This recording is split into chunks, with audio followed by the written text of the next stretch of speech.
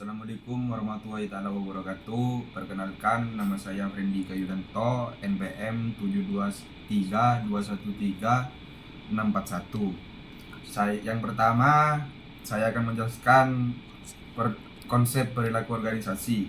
Konsep organisasi adalah studi tentang bagaimana individu dan kelompok berperilaku dalam suatu organisasi. Konsep ini mencangkup interaksi antara orang-orang, proses kerja, budaya organisasi, dan struktur yang mempengaruhi kinerja dan struktur serta keputusan kerja. Tujuannya adalah memahami dan mengelola perilaku agar organisasi dapat dapat mempercepat organisasi. Yang kedua, saya akan menjelaskan tentang individu. Individu adalah seseorang yang memiliki identitas, kepribadian, dan karakteristik yang unik. Setiap individu berbeda satu sama lain dalam pemikiran, perasaan, dan perilaku. Mereka adalah unit terkecil dalam masyarakat, dan keputusan serta tindakan mereka dipengaruhi oleh berbagai faktor seperti keluarga, lingkungan, dan lain-lain. Yang ketiga, saya akan menjelaskan tentang kepribadian. Kepribadian adalah ciri-ciri suatu ciri-ciri atau sifat unik yang membedakan seseorang dari orang lain, seperti cara berpikir, merasa, dan berperilaku.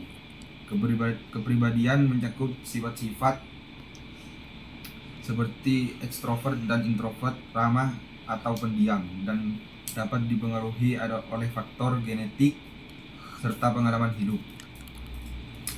Yang ketiga, saya akan menjelaskan keputusan individu.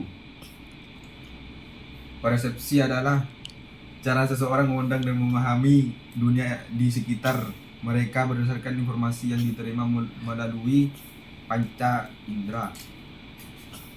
Setiap orang bisa memiliki persepsi yang berbeda terhadap situasi yang sama, tergantung pada pengalaman, pengetahuan, dan pembuatan keputusan individu. Pembuatan keputusan individu adalah proses memilih tindakan atau solusi dari berbagai pilihan.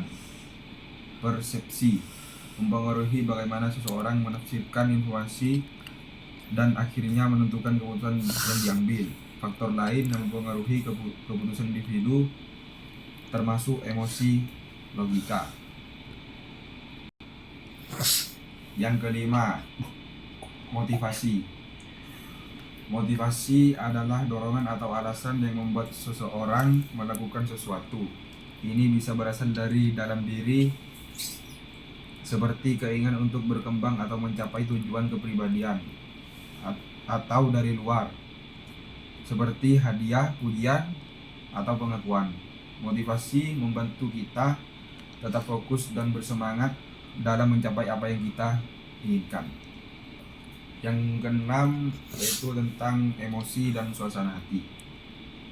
Emosi adalah perasaan intens yang muncul sebagai reaksi terhadap situasi tertentu seperti marah, sedih, gembira, atau takut. Emosi biasanya bersifat singkat dan kuat. Suasana hati atau mood adalah kondisi perasaan yang lebih ringan tetapi berlangsung lebih lama. Suasana hati tidak selalu dipicu oleh sesuatu yang spesifik dan bisa mempengaruhi cara kita merespon berbagai situasi sepanjang hari. Contohnya, seseorang bisa merasa senang karena kabar baik, tetapi tetap berada dalam suasana hati ceria selama beberapa jam atau bahkan sepanjang hari. Udah.